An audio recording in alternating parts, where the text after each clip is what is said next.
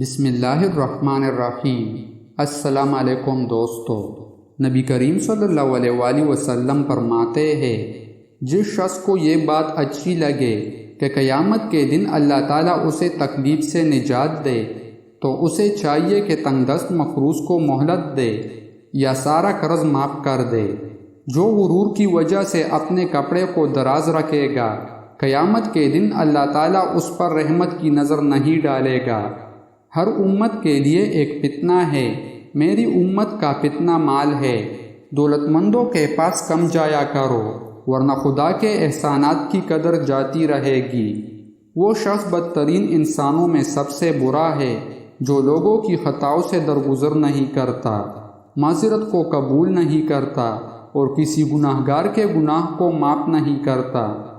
جو شخص اس امت میں تفرقہ پیدا کرنا چاہے، اس وقت جب کہ تمام قوم متفق ہو چکی ہو، اس کی تلوار سے خبر لو، ہوا وہ کوئی ہو۔ اگر لوگ یہ جان لے کہ رات کو تنہا سفر کرنے میں کیا خدشات مضمر ہے، جو میں جانتا ہوں، تو رات کو کوئی شخص اکیلا سفر نہ کرے۔ سفر عذاب کا ایک ٹکڑا ہے جو تمہیں کھانے پینے اور آرام کرنے سے باز رکھتا ہے۔ پس تم میں سے جب کوئی اپنا مقصد حاصل کر لے تو اسے چاہیے کہ اپنے گھر بار کی طرف لوٹ آنے میں جلدی کرے۔ جب تم میں سے کوئی شخص بہت دنوں تک سفر میں رہا ہو تو وہ رات کے وقت اپنے اہل خانہ میں اچانک نہ آ جائے۔ آدمی کے لیے یہی گناہ کافی ہے کہ جن کی پرورش اور خبرگیری اس کے ذمہ ہے، ان کی خبرگیری نہ کرے اور ان کو ضائع کر دے۔ کسی باپ نے اپنی اولاد کو نیک ادب سے اچھا کوئی عطیہ نہیں دیا۔ بدترین شخص وہ ہے جو دو منہ رکھتا ہے، ایک منہ سے ایک کے پاس جاتا ہے اور دوسرے منہ سے دوسرے کے پاس جاتا ہے۔ جو گناہ سب سے زیادہ انسان کو جہنم کا مستحق بناتے ہیں وہ زبان اور شرمگاہ کے گناہ ہے۔ جو شخص جھوٹی قسم کھائے وہ اپنا ٹھکانہ جہنم میں بنا لے۔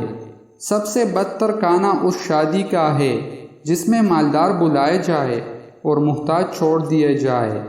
اور جو شخص بلا عذر دعوت قبول نہ کرے، اس نے خدا اور رسول اللہ صلی اللہ علیہ وآلہ وسلم کی نافرمانی کی۔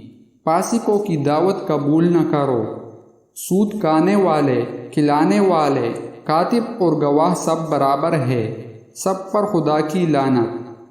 دوستو، مزید اسلامک ویڈیوز دیکھنے کے لیے ہمارے چینل کو سبسکرائب کریں۔ جزاک اللہ۔